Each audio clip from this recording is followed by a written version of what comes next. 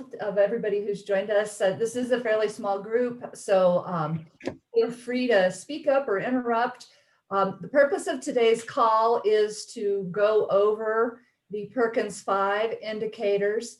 We asked all of the post-secondaries to use the new definitions that are in Perkins V to test data, to establish baseline data using 1819 data. And Joanne has pulled all of that data together, and we now have state level calculations, and that will be what we're using to set our targets. And so we want to walk you guys through that, show you what the state level performance is looking like. And then afterwards, you'll be able to look at your own data, your state data, and I mean your school's data, compare it to the state data, and get some feel for where you might be for 1920, needing to think about if you're going to have a performance deficit. So we want to be sure that we get ahead of that, and if there are any calculation errors, we want to fix them in the baseline. And so that's really the main thrust of this, is to make sure that you all know what we're looking at for baseline, and that you can think through how that would impact your institution personally. And then give us any feedback. If you, oh my goodness, we calculated our numbers wrong, this is the time when we want to be able to fix that stuff. So I'd like to start by just introducing my team. I think that many of you know many of us, but probably not everybody knows everybody. And so manning the webinar is Christian Naranjo, and says his name is PED CCRB, and that's just about right. Christian is our communications expert, and it comes to us as a New Mexico native and an Albuquerque, proud Albuquerque UNM Lobo, and super happy to have him helping us with the team. And I'm just going to go across my way, which isn't necessarily how it is on anyone else's, but just wave when I say your name. Barb Armijo is been with the CCRB about 6 years, and she handles the central region, including CNM, and education and training, as well as human services are her subject areas. So if you're not doing Ed Rising, we'd love for you to, and Barb's the person to do that. Veronica Sanders is a newer member of the CCRB team, and she came to us from, she was a middle school principal before she joined us. And so we're very delighted to have her leadership expertise, and she works the donut part of the Albuquerque metro area. That's Rio Rancho and Las Lunas and Valencia and those areas. And her subject matter expertise is healthcare. I was like, oh, what is it? It's healthcare. I'm going to save Joanne for last. Mark Dusky is hanging out in front of a building that is Falling Waters. We've been talking about Frank Lloyd Wright a little bit. And Mark is the project coordinator for CCRB. And he helps us all things IT and coordinates with the information technology department. And that's really important for this project because we've been working really hard on data with them. Rick Schmidt with the old television set background there. Rick has also been with the Bureau for a long time, I think over 5 years now. And he handles, in addition to the north central region of the state, he also handles all of our civil rights. And in Perkins V, civil rights and gap analysis has really taken a much more important role in how we calculate things. So, not today, but as we move into actually getting our data really solidified, we're going to be looking at gaps in different special populations, and Rick is really our expert in that. And then last but not least on my team, and when she's in my far right anyway, is Alex Lutz. Wave, Alex. Alex is our AP coordinator, and she handles the northwest region of the state, including Vicky, San Juan College area. And Alex is our a specialist in business and marketing and government and all of those sorts of programs of study. And spends a lot of time actually helping us think about how to get advanced placement access for more kids and IEP success for more kids. So that's what Alex is up to. And now I'm going to hand it over to Joanne. Joanne has been with the Bureau for a couple of years now. She started as an education administrator, and gosh, almost a year ago, we started having a conversation about moving her into this position as a data coordinator. But given how slowly the wheels of the state move, it took us a while to do that. But over the summer, she was able to formally be promoted into the position as data coordinator. And so, so Joanne's role is really to help you guys in the field. Oh, thank you, Christian. I didn't see her there. Her role is also to help make sure that we're calculating correctly, and that we get all of our data reported to the feds. Christian just pointed out to me that Denise was also on the call, as is Bobby. I didn't have my screen maximized. Sorry about that. So Denise is the newest coach at PED. Wave, Denise. There she is. And she comes to us from CNM. She's an electrician.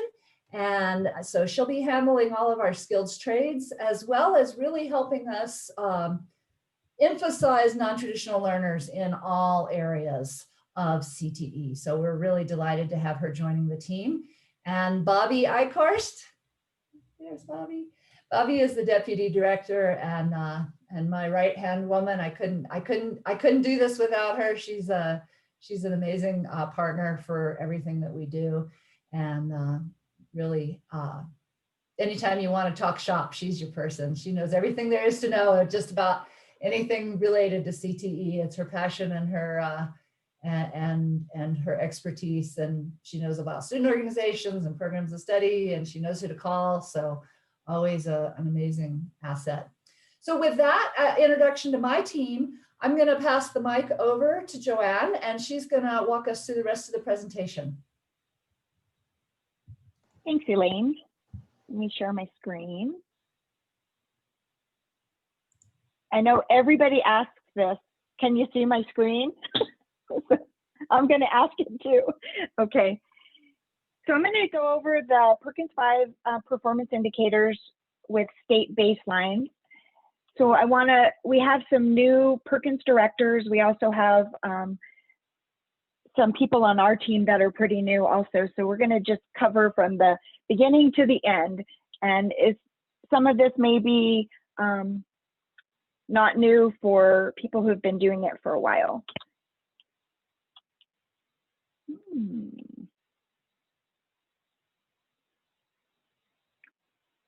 So we want to talk about what is a post-secondary CTE program of study. So we all know that it's a sequentially aligned series of CTE courses that either leads to an industry credential or an AA or an AS degree.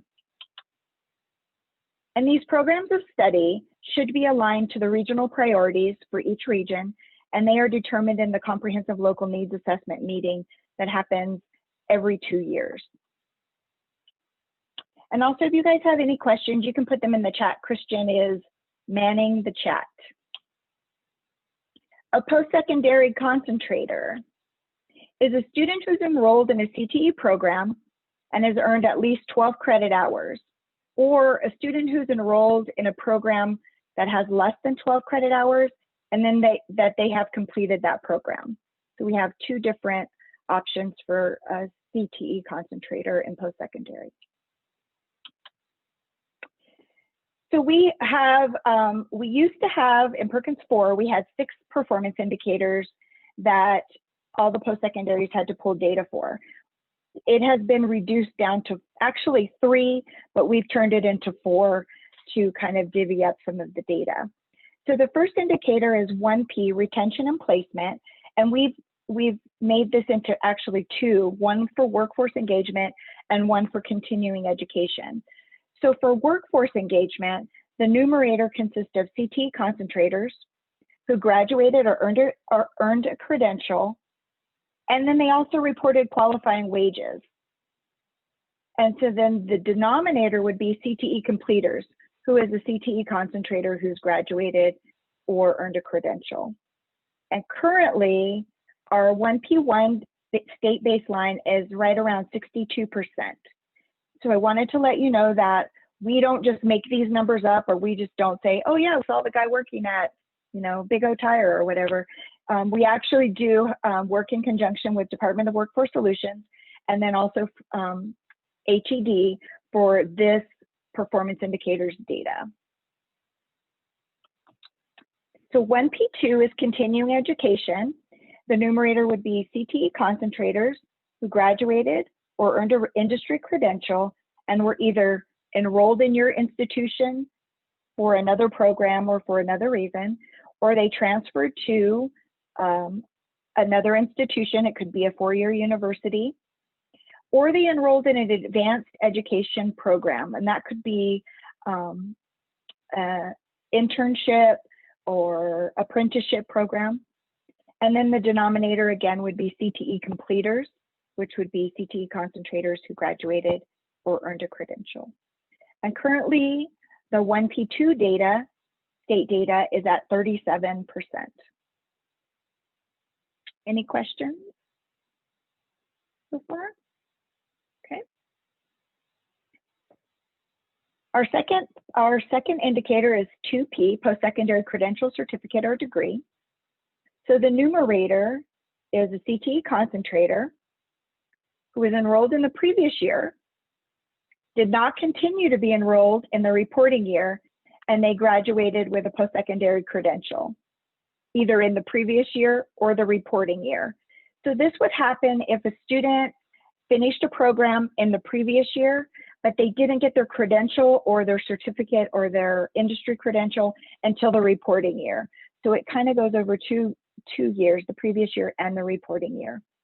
And then the denominator would be CTE concentrators who did not continue to be enrolled for whatever reason. They either finished the program or they just left or dropped out or whatever. That's the denominator.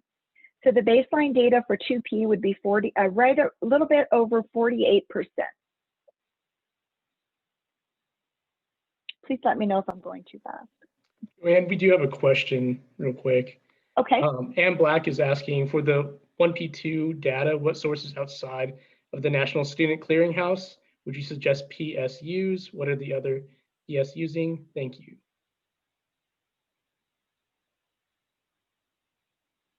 Elaine, do you want to take that one? Sure, I'll take that. Okay, thank you. That at this point, it should only be National Student Clearinghouse in terms of education, which is the same as what we had messaged last year, and I know that there's been, especially the schools that are on the border, some debate about, you know, even trying to make phone calls and track students down. But in terms of kind of leveling the playing field, I think that the most straightforward way is for everyone to use the clearinghouse data.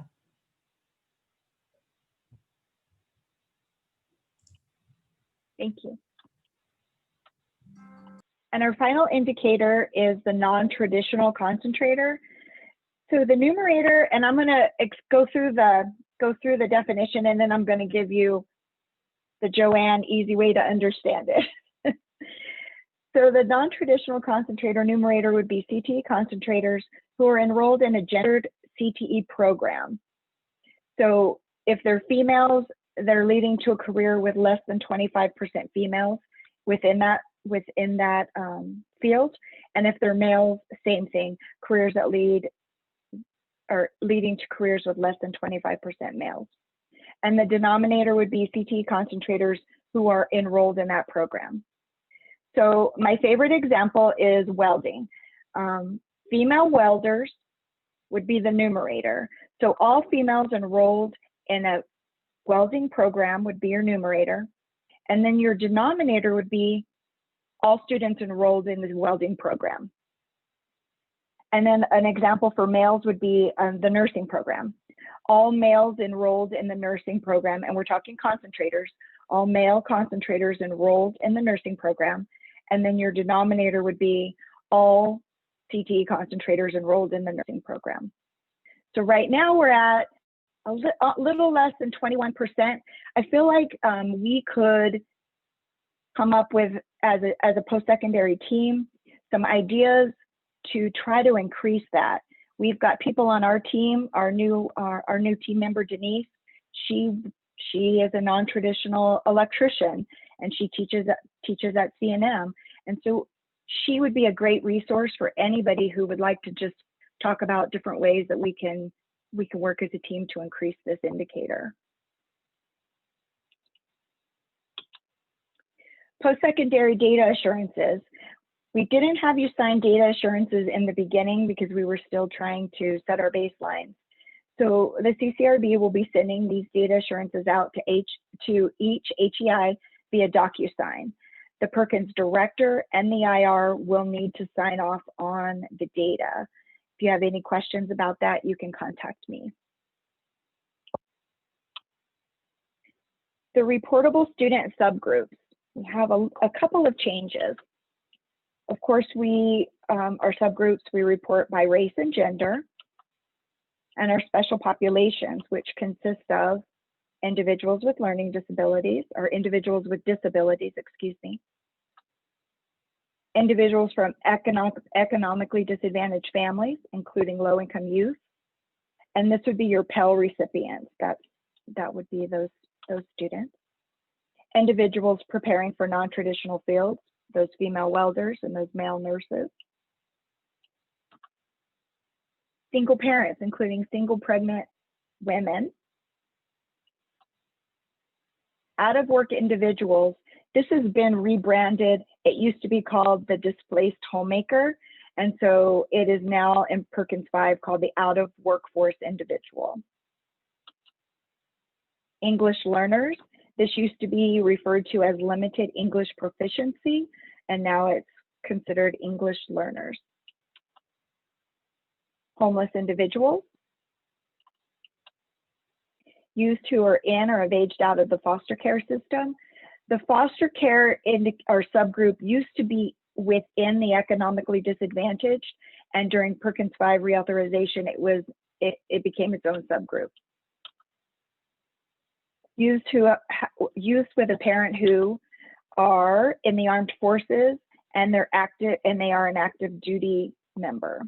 This is a new subgroup for Perkins V. And the migrant subgroup was eliminated with the reauthorization of Perkins V. So thank you for sitting through my presentation. If you have any questions, please give me a call or email me. Thank you.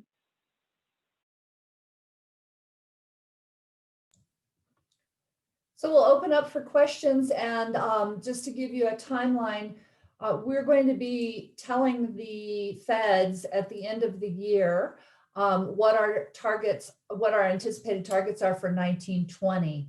So really what we're looking for from you guys at this point is feedback on the data that you've calculated in comparison to the feedback for the state as a whole. And we're going to use that to set up the baselines. And so I think it would be nice, Joanne, if you could run back through the deck, and just so that everybody has a chance to see what those percentages are.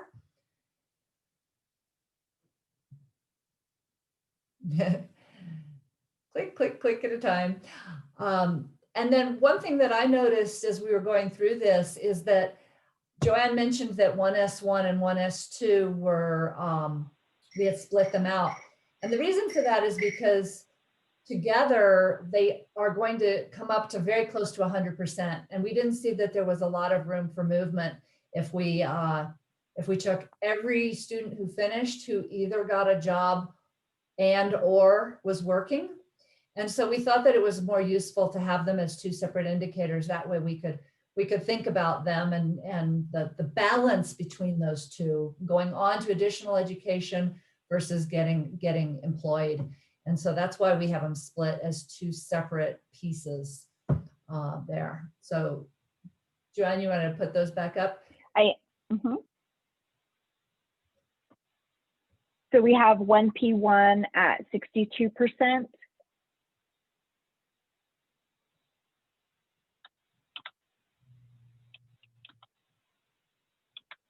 Oh, shoot, I'm sorry. 1P2 at 37%.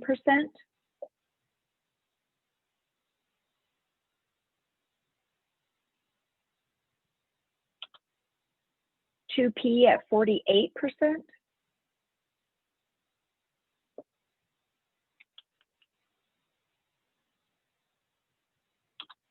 And 3P at, I'm going to round up, 21%.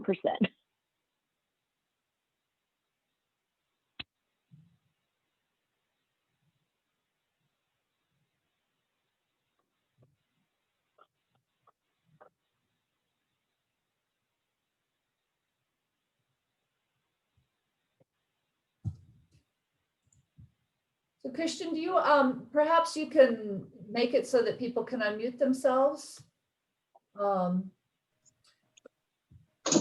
Sure. Yeah, you should be able to unmute. If not, let me know. So I'm just looking through the chat, and so we just ran through the baselines again. We will send the slides. We can definitely do that, as well as a link. We'll post the link to the recording on our website. 3P is very dependent on what programs are offered in school. Absolutely, absolutely. And you know, we're thinking about that. One of the big moves in Perkins V is the ask that we really be meeting the needs of the community. And so you can think about non-trad within that. And if your community is only told you that they need welders and hasn't told you anything else, then what is it that you need to do to really get your non-trad up in that situation? So definitely there's a dependency between those. Mindy says, with 2-year grants, only calculating based on programs that were funded, a lag year in reporting. Our targets will always be historical and not based on programs we're currently addressing. Yeah, absolutely. Where did we end up though on the funded issue? I know what happened in secondary, but in the post-secondary, are we still just doing funded, or we went to all, didn't we? Yeah, we went to all. We did. Calculated on funded because that's what we were told to do. No, then we redid it, Mindy. We sent it again and they were updated.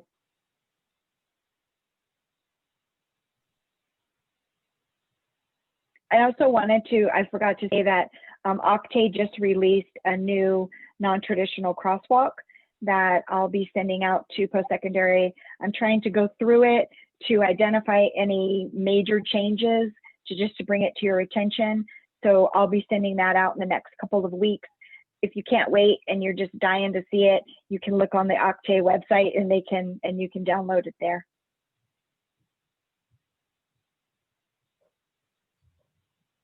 So next steps, and then I'll get you guys off the phone. Next steps are that you'll be getting a DocuSign from Joanne, and it will have the data that we received from you that we used to calculate those targets, and we'll ask you to certify that data. I think it's going to go to the grant manager as well as the IR, so that we'll have both people sign it. Yeah, Todd writes, could we try to improve 3P by targeting an area with a good wage? Perkins V requires good wages, right? That's part of that's part of the calculation, is that it has to be in demand, high wage, high skill. So so non-trad, we're not looking for male daycare workers, for example, right? Yeah, you could cook your books with that, but that's not going to meet Perkins. Yeah, but getting women into welding sure will, or pretty much any of the trades in STEM. And men, our sweet spot for men is in teaching and nursing as non-trad.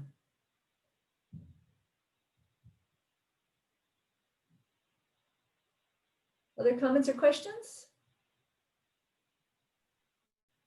So Elaine, I know one of the things we did with Perkins IV is we could see like how the institutions all did. So we could look at the variation because you're asking for like confirmation of the state targets or what we're going to do with it or whatever.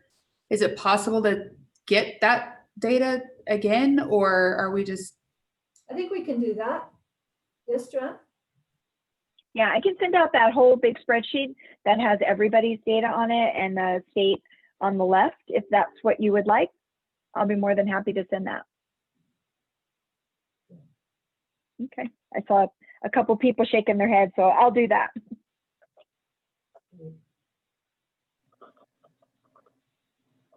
And Todd is asking, did you see any regional differences?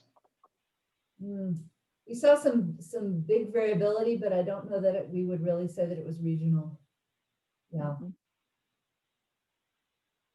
And that's really why we want to give you guys a chance to take another look at it, because especially, and Joanne, correct me if I'm wrong, but I think it's Roswell that's at 40% on non-trad. Am I remembering that? Yeah, yeah. And that was, I think we talked about it, Todd, where Chad had spent a lot of advertising money in Perkins during redistribution to promote those non-traditional programs that you all have at your institution. So they were, I think they might have been the highest in the state. For non-trad. So maybe we should take a field trip to Roswell, A&MU Roswell, and check it out. Todd will host us. Virtually, of course, right, Todd?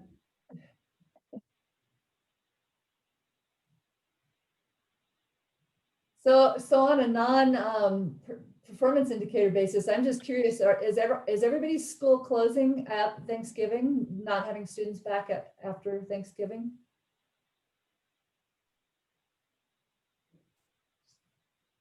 CCC went virtual a week and a half ago.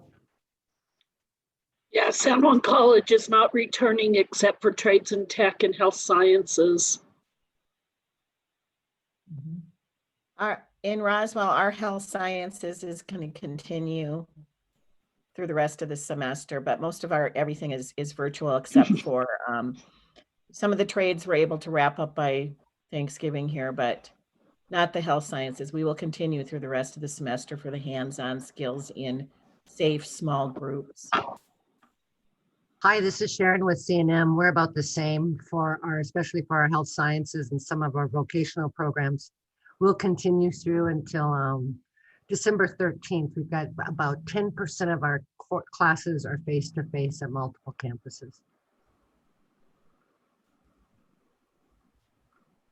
Sounds like lots of different stuff going on out there. Well, want to wish all of you a happy Thanksgiving from our team. Continued safety and health for you and your students. We hold you in our hearts and are praying for your safety and for a safe return to some more semblance of normalcy. Counting our blessings this Thanksgiving, and with that, I'll send you on your way. We'll stay on for a few minutes if anybody needs to stick around to chat with me or anybody on my team. And as always, we're here to help. Thank you for your time. Thank you all. Happy Thanksgiving. Bye, everybody. Bye.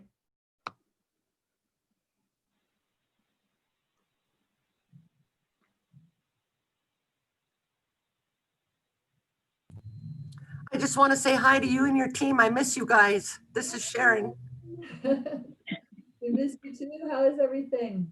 It's going good, but I do miss working with you. And Barb is fantastic. She's keeping me busy. But I see all your smiling faces, and you have our Denise, so congratulations. Yes. But I miss working with you all. Thanks. Same here. Hi, Sharon. Hi, Mark. What a beard. That looks amazing. It looks amazing. Oh, thank you. I'll send you some clippings when I cut it off. That's okay. Thank you. But it's always so good to see you. And Yes, good to see you too, Sharon. thank you. Seeing you in the meetings. And Rick, you look great. I haven't seen you in forever. And Bobby and Elaine, I just wanted to say hi and wish you all a very happy and safe Thanksgiving.